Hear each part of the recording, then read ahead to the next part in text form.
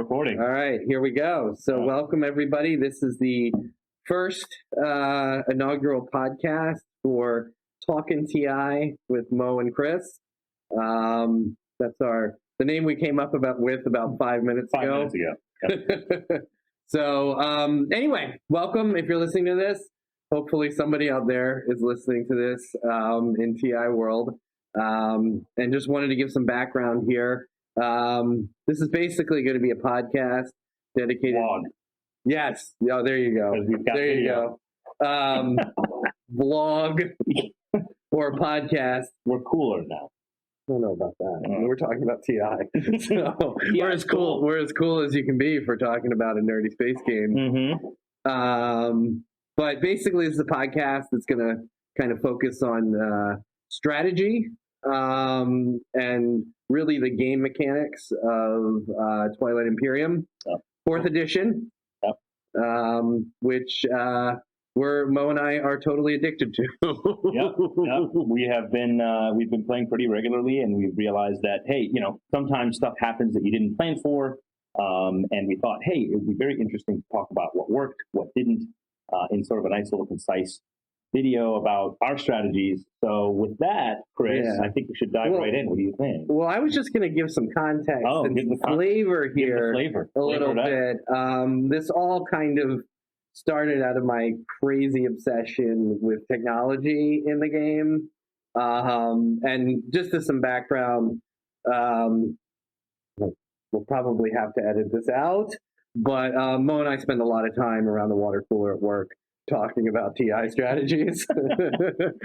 So a lot of this podcast kind of came out of our desire to keep talking, for an excuse to keep talking about it. We regularly play games of at a local boardroom here in Washington, D.C. And if you're interested in joining our games, you're more than welcome to come down and join us anytime. But we've been playing together for, I guess, quite some time now. And we always have these long kind of downloads after the games of kind of what we did right, all the things we did mostly wrong, and a lot of the second guessing of it. So I think the idea really came from the podcast because I was trying to debate which was better, Assault Cannon or War Sons in total. And you tried the Assault Cannon strategy last time, right? I did. And it seems to have been working out. It worked out for you. I liked it. But I haven't tried the War Sun strategy yet. Yeah. So I really have to. I'm really questioning, the technology path and the costs and everything. So that kind of spawned kind of a great debate that kind of led to the genesis of doing a podcast to settle really, really nerdy things like, is 3 red tech better than 3 red tech yellow, and the cost of the War Sun, just have a War Sun kind of make its way across the board. Awesome. Yeah, and we want to make it concise. We want it to be short. We don't want to spend an hour. No offense to any other TI podcasts out there, but we want to make it nice and bite-sized, and we'll have a follow-up kind of video about what worked. We have a game coming up, and so I think, Chris, I can't wait to get started talking about what I'm looking forward to from this game, strategy-wise, and sort of what I'm trying to do this game. And likewise, I'm looking to hear what you are. Absolutely. So, we have a game coming up. We're going to play one in a few days with a whole bunch of people. And you picked Joel Nar. Yeah, I'm going to be Joel Nar, I think, because I want to test out my Assault Cannon versus War Sun strategy. So I think, knock on wood, the easiest way to get there is just to tech like crazy. So I really just wanted to kind of do an experiment to see, how impactful, say, Assault Cannon is in a battle versus spending all your money, spending all your time, spending all your resources to get War Suns out. War Suns are awesome, by the way. We did play a game, if you recall, where I had 2 War Suns, I think, and I needed them, or at least one. Right. But it came down to, War Suns were great. But that being said, when you're dealing with big fleets, nothing beats a an immediate an immediate removal of certain ships off the board right away. So assault cannon is pretty powerful. I'd be curious to see your assault cannon thing worked out pretty well. Yeah, last time. I was Argent last time, and I just red tech kind of the whole way. And then of course you have your lovely cheap destroyers, which I will say I'm kind of addicted to the assault cannon just because I've been at the opposite end of it, and it really throws the balance off a lot, especially if the other person doesn't really know you've got an assault cannon, so they move in with their four dreads, which I think Tim did last time. And then it turns into 3 dreads. Yeah. And it's devastating right off the bat. Yeah. Oh, okay. Yeah. Problem. Yeah. Exactly. Yeah. So you are playing? I have decided to play the Asarl. I believe they also call them the Gobos for some reason. I just heard that. I don't know why, but I guess it's because they're goblins. Got Gobos. Okay. My whole thing is I've noticed that I like races that or factions that have abilities that allow you to sort of set the pace for the game yourself, your own pace. And I must admit, I played Hakan last time, and it's one of the reasons why I want to play Yusarl this time, because I noticed that as Hakan, I mean, obviously I got bit the butt because nobody took trade for the first 2 rounds, including me, because I thought somebody was. But the thing about Hakan is that there's a lot of sort of wheeling and dealing, obviously, you have to do, and you can't rely on your opponent. And I actually, there was one opponent who was playing Tim, and I made an attack that I thought was okay. It was one of those like, hey, I'm going to do this, but I'm just doing this for an objective. And no matter what I did, no matter what I said, no matter what deals I put out, he didn't like that, and he wanted to fight, and I didn't want to fight, but we ended up fighting, and it didn't work out for either one of us. So my thing is I wanted to be able to set the pace for myself, and I do believe that being able to choose, when to make certain actions, i.e., choosing when to, basically being able to go last, right, is hugely important for at least for the strategy that I want to go with. And so, who better than the Asarl, who have who have an ability called stall tactics that allows them to essentially just discard an action card so they can, kind of let the table go around. And then that way they can wait to make their most strike type moves when everybody else has passed. So my strategy really is going to involve kind of a sit and watch, kind of see what the opponents are doing, and then make my move after the fact, as opposed to being forced to. Here's the thing about TI. You know how sometimes it comes around to your turn and you go, oh, geez, this person did that. I want to do this, but this is not the right time. And so you just have to look around and be like, well, what can I do to you don't want to waste a command counter. So that is my kind of strategy, and I'm looking forward to just sort of being able to set the pace for the game. But that's why I picked the Asarl. The other one I thought about, and I know you like them, the Nazroka. Oh yes. The NRA, my sleeper cells. The sleeper cell, yeah, and they're a great faction too. I want to play them. I haven't played them yet. Yeah, I think this time around I'm going to try the Asarl. Absolutely. Now, I have not played them, but I know that Bryce had some very, very nice luck with them. And he's playing this game, so it'll be interesting. Yeah. But he had some, good stall tactics and kind of coming in late and picking up some points at the end. So we'll see. We'll see how your plastic game is, though. Yeah, that's the tough part. The plastic game, you kind of have to be on top of it. If you're not, you just kind of fall behind. And that's another thing that I did wrong in the last game, which is I didn't have enough plastic to be aggressive. And when I was aggressive, I got punished for it because I couldn't back it up. Yeah. Versus when I was, I played that one game where I was the Cabal. And the great thing about the Cabal, about the bull rate is nobody wants to mess with you. So the great thing about it, you always have plastic. If anything, sometimes you're sitting on too much plastic from other people. And so it's kind of like, I don't really want to fight that guy. But when you don't have enough plastic, and especially as a con, even if you have all the money in the world, people go, well, you know what? You upset me, and you don't look like all that intimidating to me. Right. No, that's my question with Yasarl is how intimidating can you be with the Asarl? Can you be with them? And I'm curious to see how it plays out. Okay. Because that's good question. Is just how much you can get out. and kind of what you do with all those extra actions. And can you muster a force strong enough to go for it? But we'll see. We'll see. We'll see. Yeah, we'll see. And I wonder, Chris. I mean, you and Chris. I like Chris, and Chris. Not just as a person, but as a friend and all this stuff. But when we play, I generally don't like to fight Chris, but occasionally it happens. Oh yeah. And so I try to be peaceful. But you know what? It'll be interesting to see if he ends up, as Joel Nar techs up the assault cannon. Doesn't matter if I have a lot of plastic. I might not want to fight him anyway. So that'll be an interesting scenario. I wonder if we'll end up being on opposite. We'll see. We'll see. Opposites here. See, I'm more of the space risky type of. I'm really slowly evolving into space risk, which. Yes. He tried Lizix. It didn't work out for you, though. Yeah, no. Lizix didn't work out, but I think that's what kind of whetted my appetite for the space risk. Of like, oh yeah, you can actually, go in there. Actually, now that I think about it, you should be Barony. I'm surprised you're not Barony. I really liked Mentak. Was really what got me thinking space risk. Is that right? Because I really like their little strike forces. Oh man, kind of you could just send a whole bunch of little cruisers. You use that to full effect. Yeah. Devastating. Yeah, but those are the guys with that the crazy flagship that blows everything up, right? That's Yin. Oh, that's Yin was a good game. They're not.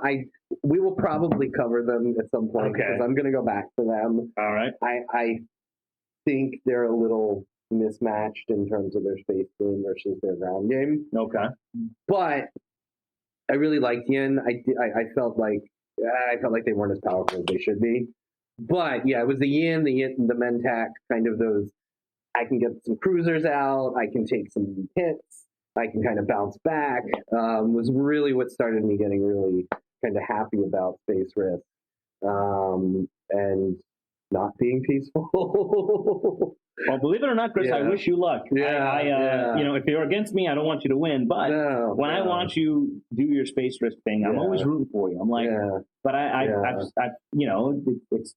sucks because sometimes you fight and then you watch plastic. Oh, I know. Well, that's where we'll see what happens. So this is worse. We'll see what happens with Joel Nar because obviously there's the fragile mechanic, which.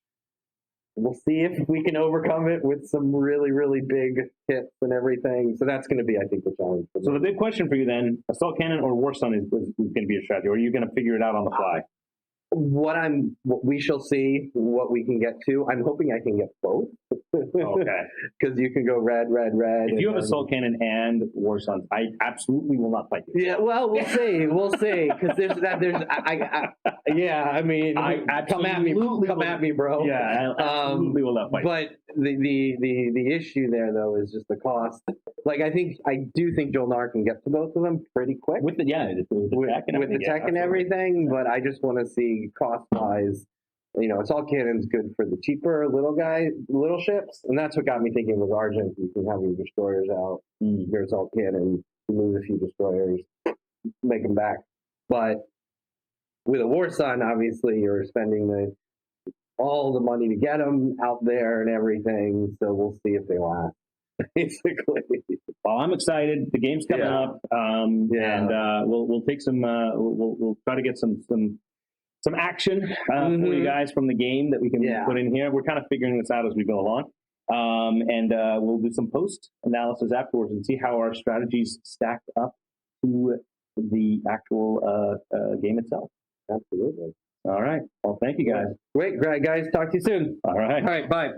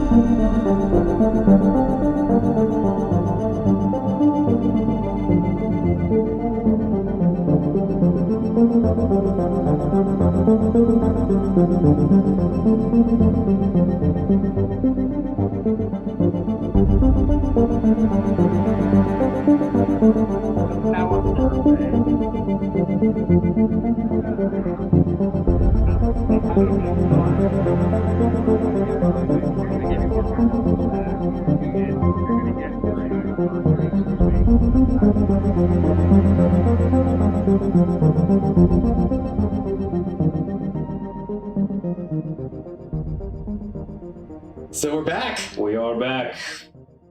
We had some interesting games, Chris. Yeah. We had a fun game on Sunday night at the boardroom in Arlington. Had good turnout. So the way it broke down, because we had a bigger turnout than not that we expected, but we had a very big turnout. So we did 2 games. Yeah. One was an 8-player game, and then one was a 6-player game. I played on the 8-player game. I was Jolnar, as promised, and then Mo was with the 6-player game, right. And you were Searle. I was the Searle, yeah. Searle. So we weren't even in the same game, which made for a very interesting situation because I was expecting us to be in the same game, but by having 2 different games, we really each got to see what worked with an entirely different set of objectives. Absolutely. Which made a huge difference. There was definitely a lot more variables at play in the games we did. And just to preface, half the people, about half the people who I was playing with were new to the game.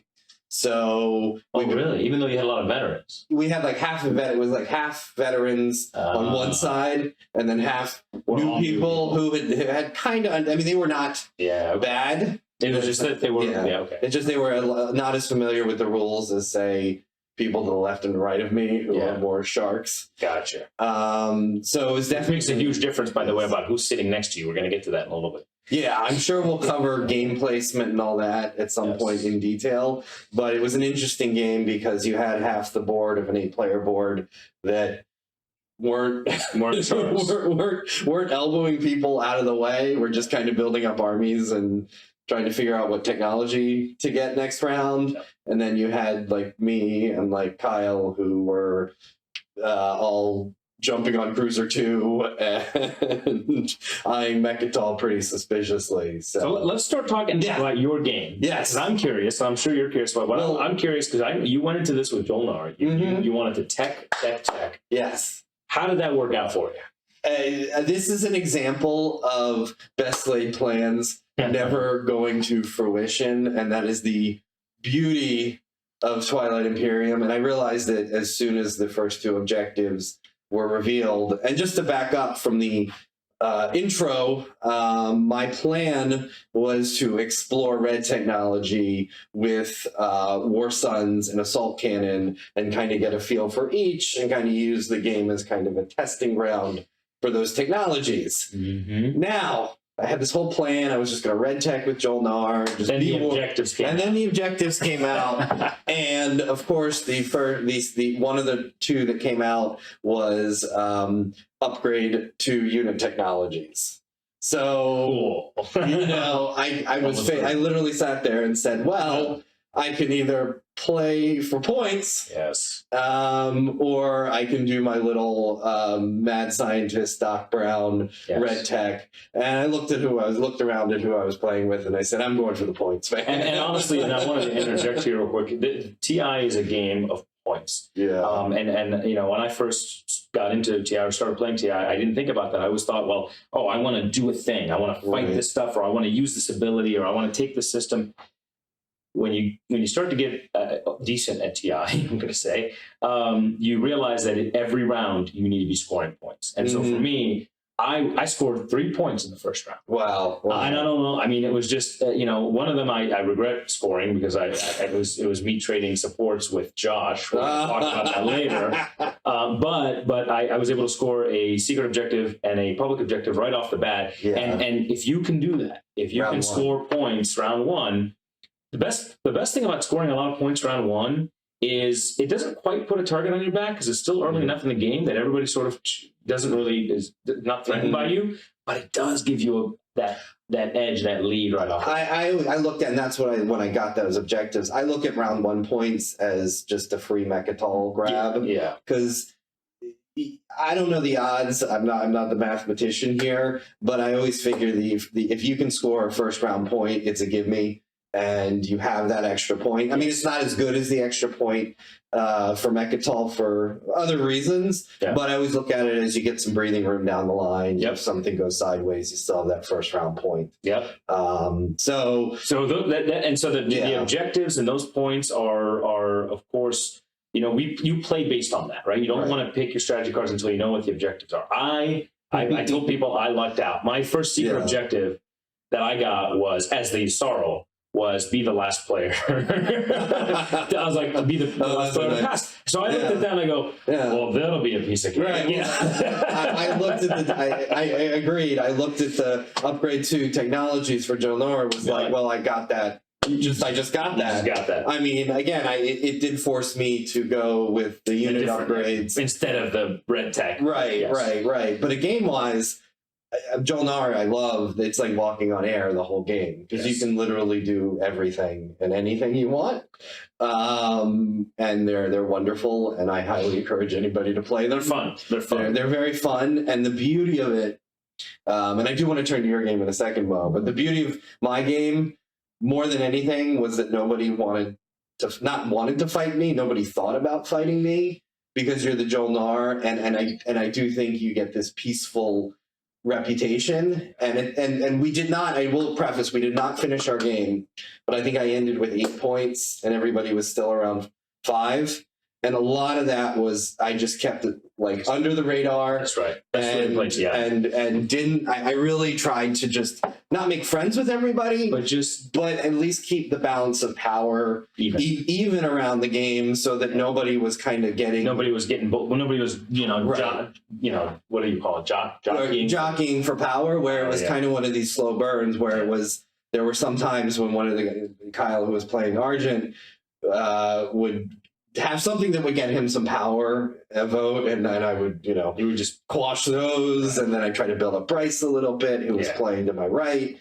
But the beauty about Jolnar is it's not one of those races that people really think they have to fight too much. The Jolnar can play their own game. Yeah, and they have so much in their arsenal, it's ridiculous. But the moral of the story is when we got to points, people suddenly said, oh, wait, I had no idea that Chris had 8 points. And I was like, yeah, I've been just sitting here gobbling up little points the whole time.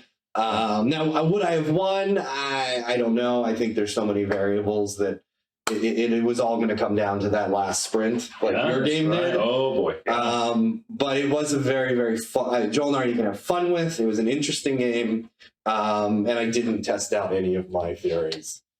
Anyway, I want to hear about your. And I think it's interesting that for most of the game, you're not going to check in. Yeah. You and I were both the leaders in points in each of our games. Right. My game was a little bit interesting in that I was playing with a bunch of regulars that we know: Tim, Kia, Renata. Daniel is new. Josh is not new. Josh is somebody that we play with a lot. He knows TI. He's won with the Arborek. So he was not somebody that I was going to take lightly. And of course, he ended up being right next to me, which changed everything, because you have to remember, you have to be mindful of your neighbor. He was playing the Peace Turtle. Now, the Extra, this whole Peace Turtle thing is a whole bunch of nonsense, because I can tell you right now, those guys, they're the equivalent of the kind of piece that they do is what I call the Teddy Roosevelt kind of piece, where it's the speak softly but carry a big stick kind of thing, because they can just kind of like take over planets. I had a planet that I took over, but it ended up being a DMZ. Well, so that means I couldn't put units on it. Well, guess what? Right. Josh just took it over the next turn because that's what the Peace Turtles do. They just moved right in. Right. Anyway, that's beside the point. The point is I had to essentially watch out for Josh.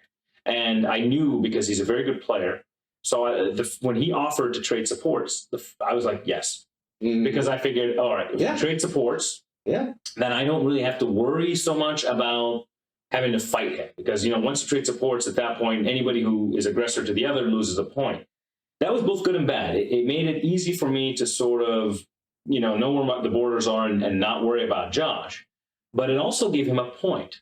And this was my mistake. And this is a mistake that I made in this game that I think you didn't. I believe I played a flawless game with you, Sarl. Yeah. With the exception of the fact that I did not sabotage Josh enough. So him and I were neck and neck. So I would be a point lead, but then he would get right there. Till the very last round. We played a very peaceful game. Our game, by the way, had no fighting up until literally the last round, when everybody had War Suns all around Mechatol. And then that's when the fighting happened. But we played, the entire game was peaceful. Everybody was sort of playing for points. which was great. And so my point lead was good because everybody was just sort of trying to catch up. Yeah. And I really loved playing the Yssaril. I enjoyed everything I said I wanted to do, I did, which is I was in control of the flow. I only made moves that I planned and plotted and waited till the right opportunity because I could always burn an action card if I needed to stall. And even I even got an objective that secret objective that said you have 4 mechs. Well, it's so easy to have 4 mechs with the Yssaril because all you do is every time you burn you use stall tactics, you get a mech. Oh, wow. So there was a lot of so there was a lot of things like that just worked out for me. But ultimately for my game, my mistake, and this is what I learned from it, and I got to get to how Josh won at the very end. My mistake was in letting him stay close because I actually walked over to Chris and I said, my game is my victory is all but assured. So I was like, that's the reason great. being, he picked Imperial. All right. So, and I tried to pick Imperial. He used a card on me. I think it was the public, whatever it's called. Public disgrace. Public disgrace card. It stopped me from being able to pick the best strategy card. All right. No big deal. Leadership was taken before me. So I took diplomacy. I'm like second in order. So I'm going to be able to score my points before Josh does. Well, he scored his 2-point objective with Imperial. Then he needed that 3rd point. Well, how is he going to score it? He needs to score it in a status phase, right? And so I'm like, I've got this. I'm scoring my 3 points in the status phase because we were both at 7.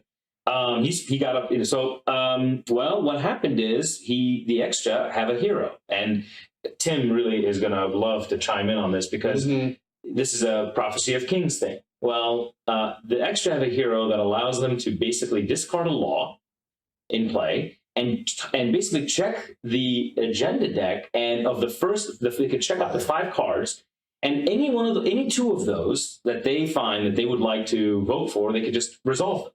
Well, guess what? In the 5 he picked, one of them was the Crown of Amphidia. And so he just got a victory point. Because as the extra, he just resolved it, and he got his last victory point before the status phase and beat me to the 10 points. Of course, I was like, all right, well played, lucky draw, well played. But ultimately, I'm like, even though it was a lucky draw, Josh is a dangerous opponent. It was well played. It was my mistake in letting him stay neck and neck. Yeah, he had to play the 9 points to get to that point. And so I didn't sabotage him enough throughout the game, and I really should have. But that's kind of what ended up happening. That was kind of the big thing that happened in our game. We and everybody else played really well. It was very close, but it was mostly kind of me and Josh kind of, and it was all about points. It wasn't even fighting. There was no space for us happening. Here. It was just eking out those objectives the entire way through, and it was an intense game, and I enjoyed it, very much enjoyed it. So how did you like the Yssaril with the going last? Is it? I mean, look, everybody plays TI differently. The way I like to play TI is I'm a very strategic kind of guy, right? So there's the old if you ever played StarCraft versus Alpha Centauri, StarCraft is much more like reactive type game. You have to be able to do stuff. Whereas a game like Alpha Centauri is much more like you have to plot out your moves ahead. I like to be able to plot out my moves. I like to. I play chess, so TI for me, I play it like a chess game where I want to think ahead. Well, it's great as the Yssaril to be able to make the move that you want to make when you want to make it, because that's not always something you can do in TI. Sometimes it comes around to you, and you got to make a move or pass, and so you're like, I'm not really ready to make that move, but I got to do it. So you just do it, and you do it too early, and then maybe somebody punishes you for it. With the Yssaril, you have so much more. There's more tools in your belt. And having a lot of action cards was just phenomenal. I love it. I mean, I love the Yssaril. I cannot stress enough how enjoyable it was to do. You just feel like you have so much. Every time it comes around to you, like, how am I going to play this? Well, you don't have the shot clock bearing down on you. If I got 3 command counters, and can I dig out an action card? That's right. And you don't always have to use command counters to make moves. Which, guess what? What that means. Your command counter economy can be pretty strong if you're smart about it, because you've got all these action cards that you can use just to stay in the round. So I love the Yssaril. I would play them again any day. But I think our next game, I'm looking forward to trying a different faction. But overall, the Yssaril were wonderful. enjoyed it. Good. Very much. Good. I'm glad to hear it. Well, I love the Jolnar. Probably going to give him a break for a bit because I like to vary up to different factions. I think I'm going to do Soul next, just because I'm interested in their orbital drops, and I kind of want to get into the infantry game. So we'll see what we do next. Yeah. So are we going to talk? You're not going to talk about the strategy you're going to have. We're going to save that for next time. Yeah, we'll do. This is kind of a little sneak peek. This is just my thought after I watched Bryce do the yin, and I like the yin in theory, but it's a very difficult race, and I'm sure we'll get into that at some point. My thoughts on them, but I kind of want to explore the infantry side of TI. Mostly because the stuff we've done so far has been space oriented, space combat, space exploration, and I'm interested if infantry can be a decent strategy to go forward with. So, but you know what? I'm going to save it for our next. Save it for your next one. Kind of get into for me. I mentioned it last time. I want to play the Nazroja. I want to try. Especially because they also have their own version of their own game, because they're thinking about exploring their own planets and stuff. They're wonderful turtle. And so I'm kind of trying all the little guys, right? So, but we'll see how that goes. But yeah, I think, and maybe this time we'll be in the same game and see how things go together. Yeah, but yeah. No, it sounds good. So I think that's it for episode 1. That's it for episode 1. We hope everybody who's listening liked it.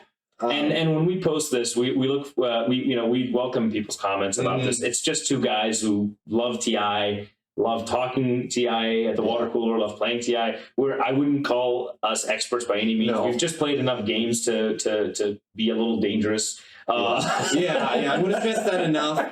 Is that Mo and I just sit here and talk about it? And we probably are going to get all the rules wrong. We're probably so take it easy on us if we've said anything that is. Our strategies are probably terrible, but they're fun. I think that's what it's all about. We have a lot of fun with this, and I learned something new. I honestly, and I'm just going to throw this out there, and maybe a little far. I feel like TI teaches me a little bit about life, right? Because you sit down with these people and you have to wheel and deal and you got to strategize, and like this time around, I learned something from that game, and I always look forward to the kind of meta that I might learn from a game that I won or lost. So, absolutely, no, I mean every game I learned, I love technology, but even that game and where. I got publicly executed, and I had it. I think you learned the same thing last game. Yes, there was one where I had it in the bag. I had speaker. I just needed 1 point, and I got publicly executed right then and there. And of course, Mo, who was right behind me, just stepped up and took the game. Took it right there. And I learned at that point you can never count on winning until that final point. And you can't just play your own game. You got to play you could sit there and score all your points and play your own game. But if other players their game is better than yours and you're not paying attention, right, they're just going to take. Or the one game we played recently, I was winning. I had all 5 points, but I got to a point where I scored everything I could. And I got to 9, and I realized I had no points left. And it was just... Well, thank you everyone for tuning in to the first episode of Talking TI with Mo and Chris. That's right. Thank you, everybody. We look forward to the next one. Feel free to leave us any comments, suggestions, etc. We enjoy making this, so we look forward to doing more of these. All right. Thanks. Thank you very much. Bye.